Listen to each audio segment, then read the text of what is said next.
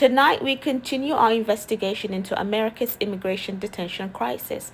But this is not the same story you heard a couple of days ago. Back then, we told you about the conditions migrants are facing in detention centers. Tonight, the story has evolved and the landscape is shifting beneath our feet.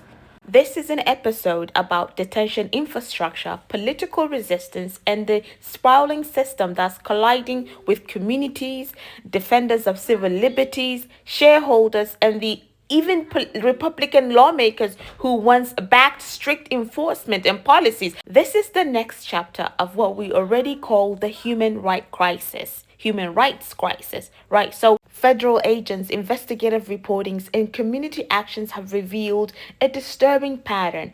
ICE, the agency responsible for civil immigration enforcement, is not only detaining more people, but actively expanding the physical footprint of detention across the United States. What once was a patchwork of small facilities and local contract beds has become a national network of detention warehouses, processing centers, and multi-hundred bed facilities. Reports show that large industrial warehouses, often near highways and industrial corridors, are being repurposed as long-term holding and facility sites, processing sites. So advocates call them detentions megastructures. Critics call them warehouse for human lives. Right? So some of these expansions plans were met with unprecedented pushback, not just from immigrant right groups, but from local government, city councils, mayors, even politicians within the same party that typically defend enforcement authority. Across the country, communities that were told detention facilities would bring economic jobs and federal investments are now fighting back to block them altogether. In Roxbury, New Jersey, outrage over a proposed ICE detention processing warehouse has united unlikely allies, local residents, neighborhood coalitions, and even Republican municipal figures have called the project out of control and outreach that threatens community safety and public resources. Not far from Mississippi, a Republican senator publicly opposed, as you can see some of those news outlets that I posted for you, the ICE detention centers in his own state, citing community impact and governance concerns. So that's not just routine news items, right? It's a shift. Seismic shift, right? When a lawmaker from a traditionally enforcement-friendly party criticizes detention expansions, you're watching a fracture in the policy consensus. And in Maine, where aggressive immigration enforcement raids unfolded under the banner of federal operation, backlash has been severe enough to threaten local political control. Right? So many residents there have framed the operation not as a law enforcement, but as an aggressive federal intrusion that harmed local trust and civic cooperation. So these developments show a broadening coalition against the unchecked expansions of detention infrastructure, not just community advocates, but political, those elected officials, journalists, and everyday citizens whose lives are interwoven into both enforcement policies and the civil rights protection. So the detention system is not solely by the government, right? Private contractors, companies like GEO Group and one of the largest immigration detention operations in the world, play a major role in how these facilities function. And recently, priests and shareholders activists accused GEO Group of rejecting an important human rights review vote proposed by their own shareholders. That's big news. So according to reports, right, the company blocked a vote that would have assessed whether its practices met basic human rights standard, a transparency move that would have significant ethical and legal implications. So there's more than corporate minor league governance. This is accountability at the intersection of human rights law and investors oversight. It's a story that is raising questions most Americans have yet to ask. If companies are being paid to detain human beings, what is holding them accountable? Who is holding them accountable for how these people are treated? When even shareholders want oversight, and the company refuses it. And that speaks to a structural problem in how detention is being monetized and normalized. And yet, for all the political debates and corporate maneuvering, the human toll remains front and center. In the recent case that shocked immigrants' right attorney and detainee advocate, a Palestinian woman was detained by ICE, hospitalized after suffering seizures in the ICE facility. At an ICE facility, right? Authorities ultimately reported her condition stabilized, but medical record and witness account raised concerns that about whether she received a timely or adequate medical care. This incident is not isolated. It resonates with countless stories told by detainees about delayed medvacs, by limited access to medical specialists, and inconsistent internal protocols. It embodies the broader truth. Detention isn't just about abstract policy. It bodies in cages, right? Families on edge, and civil liberties in tension with enforcement priorities. And in recent hearings, the head of ICE defended federal agents' conduct before Congress amid criticism over deadly incidents involving operation enforcement operations. So the agency's leadership framed these questions as necessary for national security and legal compliance, calling critics and misinformed about the nature of civil immigration enforcement. But here's where the politics has changed, right? Where politics has changed. Lawmakers from both sides of the aisle are publicly question whether the current model of detentions and enforcement truly serves public safety, civil rights, and constitutional norms. This bipartisan scrutiny, political resistance within a traditionally enforced oriented ecosystem is historically significant. It suggests that detention and enforcement are no longer simply ideological flashpoints. They are government issues with real political cost and tangible civil resistance. Now, in the coming weeks and months, local government will continue to vote on detention facilities, permits, zoning, and community impact reviews. Congressional oversights may expand into use of force policy, medical care standards, and transparency mandates. Advocates are pursuing legal actions in the federal courts to challenge prolonged detention, lack of due process pathways, and the inadequate medical care. One thing is very clear. What began as a set of isolated exposure pieces on detention conditions has now transformed into national political narrative, one that implicates power, accountability, policy, human rights, and yes, the future of civil liberties in this country. Civil liberties in this country.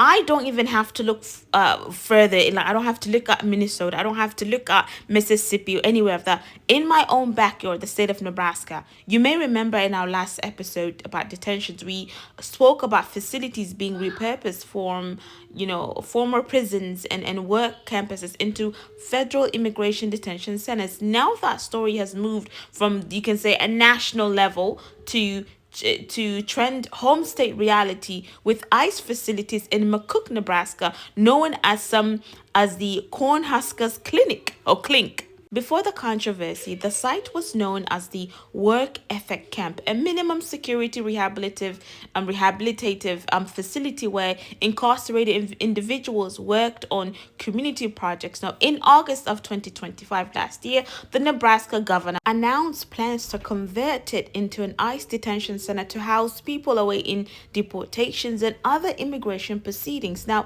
the proposal was part of a broader federal effort to expand detention capacity as deportations enforcement increased nationwide. Now, local reactions from protests almost immediately, citizens began speaking out. In Lincoln and across Nebraska, including Omaha, organized protests have emerged. Hundreds have gathered at the governor's mansion to urge the reversal of the plan, saying the state should not support the detainment of immigrant families or participate in mass enforcement operations. Now, a grassroots petition circulated in August of 2025. It brought over 18,000 Nebraskans from more than 300 communities calling the governor appealing to reconsider. One signatory wrote, Nebraska is a state that welcomes our neighbors and values the contribution of local moms, dads, co-workers, and friends. We are not a state that separates family and locks up members of our communities.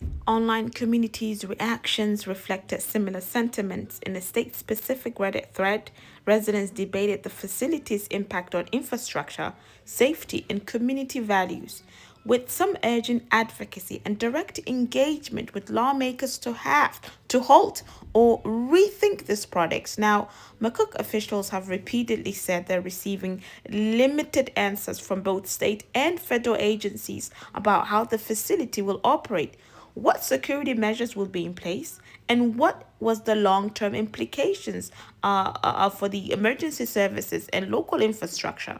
Now, with this uncertainty, it has fueled not just protests, but serious questions about transparency and local oversight in decisions that carry massive human and civic impacts. Now, nor did legal challenges go silent, right? A lawsuit was filed by local residents and former lawmakers arguing that Governor Peelings overstepped state law by repurposing a public building without proper legislative approval. But in mid-October 2025, a district judge refused a temporary restraining order to stop the facility conversion, clearing the path for continued development while litigations is still underway. So, legal advocates it's being says that this lawsuit speaks to the larger question: who gets to decide how public resources are used, and who gets a seat at the table when decisions affect entire communities? Now, despite delays and logistical shifts, the McCook facility did eventually begin receiving detainees as part of the first phase of the operation. According to the state official, dozens of people were housed by late 2025, part of the initial wave, as the expanded capacity ranges up towards 300-bed design. Now, this national enforcement surges, particularly the ongoing immigration sweeps in neighboring states like Minnesota, have contributed to detainees being quietly right now, as of recent, being transferred into Nebraska detention network, including McCook and county jails. Reports indicate at least a couple dozen immigrants from Minnesota enforcement operations are now in Nebraska facilities, underscoring how interconnected enforcement has become across state lines. And now we do have to make notice of that not all local officials oppose the facility. Red Willow County Sheriff publicly stated his support, portraying the facility as part of the new mission and emphasizing coordinated planning between the local law enforcement and state agencies. Now, that has created a split on the local level, with the community members welcoming the economic promises and other warnings about this detention center's long-term effect. And some community members are actually warning that detention facilities shifts the character and safety dynamics of rural towns. So why this matters? The struggle over McCook is not isolated, right? It reflects the nationwide tensions between enforcement, expansion, and civil society pushback. It shows how federal policy ripples into rural communities that they did not volunteer for this role, right? It reveals how citizens are organizing, signing petitions, mounting legal cases, and mobilizing protests to insert democratic accountability into decisions often made behind closed doors. And it underscores a larger theme. When national enforcement expands its physical footprint, it becomes everyone's reality, not just a border or a big city issue. This is not a hypothetical anymore. It is in our home state for Nebraskans and many, many others. It is unfolding right now. So, as we reflect on McCook County and many others, we're reminded that detention policy isn't abstract, right? It fills beds, changes towns, influences budgets, divides neighbors, and affects real human beings.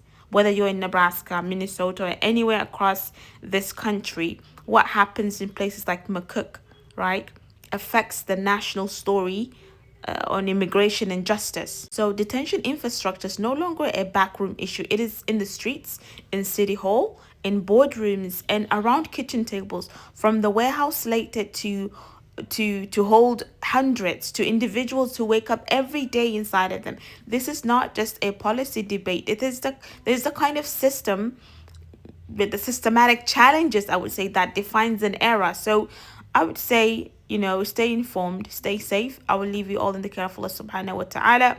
Be sure to subscribe, like, comment, and share. Until next time, assalamu alaikum wa rahmatullahi wa barakatuh. Fi amanillah.